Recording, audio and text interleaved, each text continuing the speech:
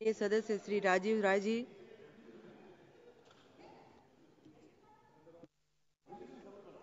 मौका देने के लिए।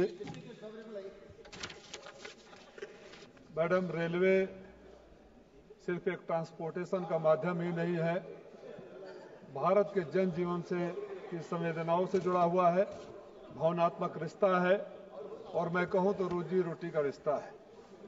रेलवे पर बोलने को बहुत कुछ है, लेकिन इससे पहले कि आपकी घंटी बज जाए, मेरी जिम्मेदारी बनती है कि मैं अपने क्षेत्र के कुछ सवालों को उठाऊं और माननीय मंत्री जी से बार बार उठाता रहूं। एक बात की तारीफ तो करूंगा मंत्री जी की, बड़ी शालीनता से सुनते हैं, मुस्कुरा कर कहते हैं, लेकिन काम तो होता नहीं है। इसलिए आपसे शिकायत आपके सामने ही करूंगा और जानते भी हैं कि शिकायत किससे की जाती है, जिससे उम्मीदें होती है उसी से शिकायत की जाती है। जिस दिन आपसे उम्मीद खत्म हो जाएगी, हम शिकायत करना भी बंद कर देंगे।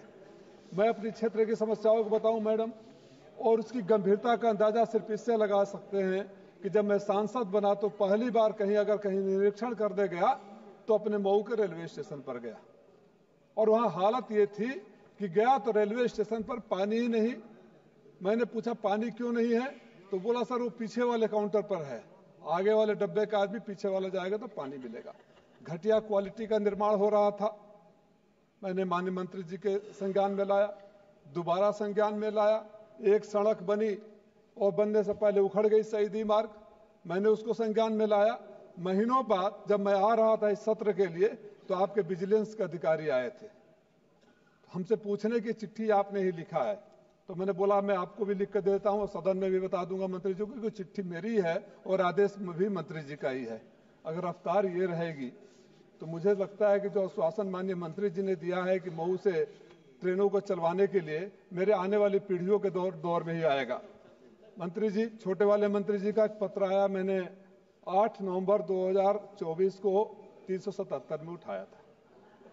मैडम, मऊ में से कहीं भी किसी भी बड़े शहर के लिए जाने के लिए कोई एक्सप्रेस सुपरफास्ट ट्रेन नहीं है। अगर मैं ये चाहूं कि शुक्रवार को सदन को अटेंड करके चला जाऊं, क्षेत्र में अपने लोगों से मिल लूं और मंडे को आकर अटेंड करूं, तो मेरे लिए भी वो सुविधा नहीं है। और मैंने जब तथ्यों के साथ दिया था तो छोटे वाले मंत्री जी का जवाब आया, मऊ प्रयागराज खंड पर 8 जोड़ी ट्रेन सेवाओं से द्वारा चलती है। अरे पीछे से आती है और आगे जाती है, मऊ वाले को मिलती नहीं है। दोहरी घाट से चलाया नहीं जाता, 40 किलोमीटर दूर सारे उधर लोग रहते हैं, एक सिरे पर हैं। जिन जिन ट्रेनों को अगर पढ़ूंगा तो समय अभाव हो जाएगा, जिन जिन ट्रेनों के लिए कहा, बड़े प्यार से मंत्री जी ने असहमति दर्शा दी। और अगर पत्र को पढ़ता हूं तो मुझे ऐसा लगता है कि ख्याल जिसका था मुझे वो ख्याल में मिला, ख्याल जिसका था मुझे वो ख्याल में मिला, सवाल का जवाब भी सवाल में मिला। ये नहीं हो सकता, वो नहीं हो सकता, आप नहीं थे, अन्यथा मत लीजिएगा, हम आपसे उम्मीद करके बोलते हैं। आश्वासन तो दे देते कि हम करेंगे, और जब आप नहीं थे तो एक बार मैंने बोला था, चूंकि मेरा सौभाग्य है कि दोनों मंत्री बैठे हुए हैं यहां। किसी शायर ने कहा कि एक कुर्सी है तेरा जनाजा, तो नहीं कुछ कर नहीं सकते तो उतर क्यों नहीं जाते। मेरी जिम्मेदारी मेरे लोकसभा के लोगों के लिए है।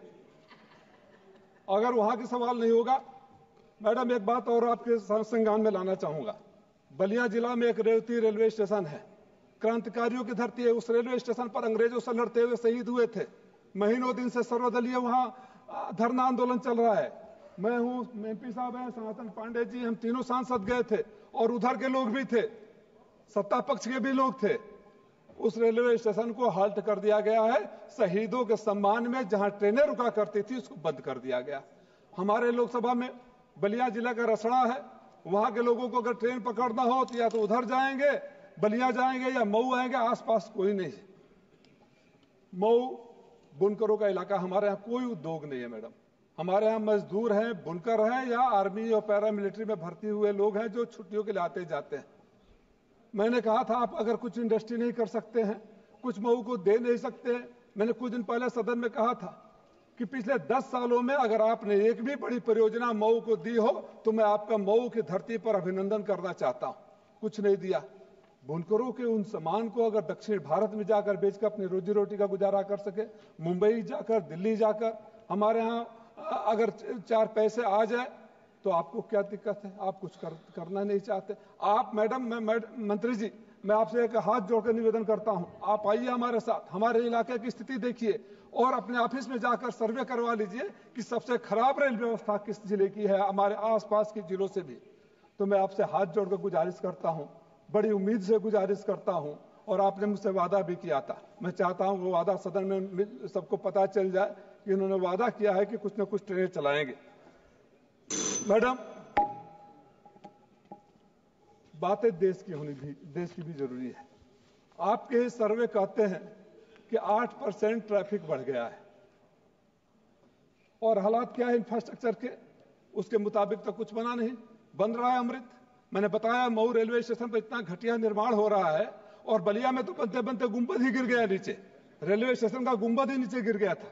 यह क्वालिटी बताता है। इस स्पीड से माननीय मंत्री जी ने कहा था कि कवच, बड़ी देश के लोगों को सुनने को आया था कवच से एक्सीडेंट रुक जाएगा। इनके सर्वे में है कि 70% ट्रेनें डिरेलमेंट से होती है, और कवच उसमें कोई योगदान नहीं है। अभी तक इनके आंकड़े बताते हैं कि 2% ही कवच में का काम हो चुका है, और इस स्पीड से चलता रहे तो अगले 100 सालों तक होगा। और एक्सीडेंट, मैडम अभी तो हमारा 2 मिनट और बाकी है ना, बोले दीजिए मंत्री जी की तरफ से 2 मिनट हमको है। सर, एक निवेदन और है, और सबकी तरफ से आया। पत्रकारों ने मुझसे बोला था कि आपसे जाकर बता दें कि अगर जो उनको सुविधाएं मिलती थी रेलवे में, मीडिया तो ज्यादातर आपके ही समर्थक हैं, कम से कम उनके लिए कर दीजिए। जो उनको सुविधाएं मिलती थी ट्रेन में, वो भी कोविड में बंद कर दिया गया, उसको शुरू कर दें। ये एक जो डिफिनीशन बताया जाता है एक्सीडेंट का, कॉन्सिक्वेंशियल ट्रेन एक्सीडेंट, अब ये है क्या? इसमें आंकड़े के हेरफेर में consequential train accident includes train accident having serious repercussion in terms of loss of human life, human injury, loss of railway property, or interruption to the railway traffic. Train accidents caused by collision, fire, level crossing, derailment, etc. are covered under consequential train accident. जो मानव रहित signals हैं, मैं तो उस जिले से आता हूं जहां महासो क्रॉसिंग पर, मानव रहित क्रॉसिंग पर स्कूल बच्चों से भरी ट्रेन मैडम लड़ गई, और 16 बच्चे हमने अपने हाथों से उन बच्चों को लेकर दौड़े थे, मर गए। अगर वो नहीं है, आप बैरिकेडिंग नहीं है, गेट नहीं है, फाटक नहीं है, तो उसकी भी जिम्मेदारी आपको लेनी पड़ेगी। और हमारे जनपद में आधा इधर आधा उधर 16 लिस्ट दिया हूं आपको, ओवर ब्रिज के लिए और अंडर ब्रिज के लिए, कुछ तो कर दीजिए उसमें। उम्मीद करता हूं कि गरीबों के लिए, बुनकरों के लिए, मजदूरों के लिए हमारे यहाँ कोई इंडस्ट्री नहीं है। संवेदनाओं से भरकर मानवता के नाम पर कुछ ऐसे ट्रेनें दे देंगे कि जब तक आप इंडस्ट्री बनाएं। और जो हमारे साथी बोल रहे थे बुलेट ट्रेन का, सारा बुलेट ट्रेन गुजरात में, अरे हम तो अपने प्रधानमंत्री को विश्वगुरु बनाना चाहते हैं, आप उनको गुजरात का प्रधानमंत्री और देश का मुख्यमंत्री बनाना चाहते हैं कि सब कुछ गुजरात में मिल जाए। बुलेट ट्रेन एक हमारे तरफ से होनी चाहिए। वंदे भारत वाले जो मैं आपसे निवेदन किया था, कई घंटे वंदे भारत बनारस में खड़ी रहती है, 1 घंटे का रास्ता मऊ का है, अगर उसी को बढ़ा दें तो बहुत सहूलियत होगी। बुलेट ट्रेन जब आप बॉम्बे और अहमदाबाद के बीच में चलाए तो एक बार बनारस से दिल्ली, लखनऊ से दिल्ली, पटना से दिल्ली के एयर फेयर और एयर ट्रैफिक का देख लीजिएगा। वो पैसे हमारे तरफ के लोग भी दे सकते हैं, वो सुविधाएं हमारे तरफ भी आनी चाहिए। आपने वो मौका दिया, आप सबको बहुत बहुत धन्यवाद। इस उम्मीद के साथ कि आज जब कल मंत्री जी जवाब देंगे या आज जवाब देंगे तो आश्वासन भी देंगे कि मऊ को कुछ मिलेगा। धन्यवाद मैडम। माननीय स्पेशली होली एंड ईद के लिए कपड़ों का शानदार कलेक्शन लेकर आए हैं नवाब कलेक्शन।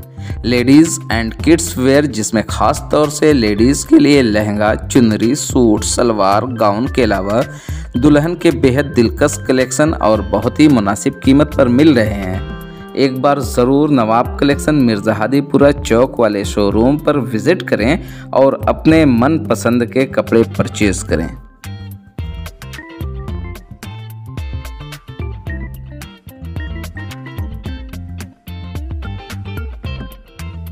हेलो मऊ, अगर आप भी अपनी इस ईद को स्पेशल बनाना चाहते हैं तो आपको एक बार कामरान्स फुटवेयर एंड ड्रेसेस बार जरूर विजिट करना चाहिए, जो कि आपका मिर्ज़ाहादीपुरा बाईपास मोड़ एक्सिस बैंक एटीएम के थिक साइड वाली गली के अंदर ही है। यहां आपको लेडीज और जेंट्स के लिए हर प्रकार के चप्पल्स और शूज मिलेंगे। और साथ ही लेडीज के लिए बहुत ही मुनासिब दाम में सूट्स भी मिलेंगे। लेडीज के लिए यहां कई प्रकार के चैपल मिलते हैं, जैसे high heels, flats, wages, sandals, boots, और जेंट्स के लिए भी यहां कई प्रकार के चैपल मिलते हैं, जैसे कि formal shoes, casual shoes, boots, sneakers, loafers. ये व्लॉग आपके लिए हमारे यहां लेडीज और जेंट्स के लिए उपलब्ध चप्पल के बारे में बताया गया है। आप हमारे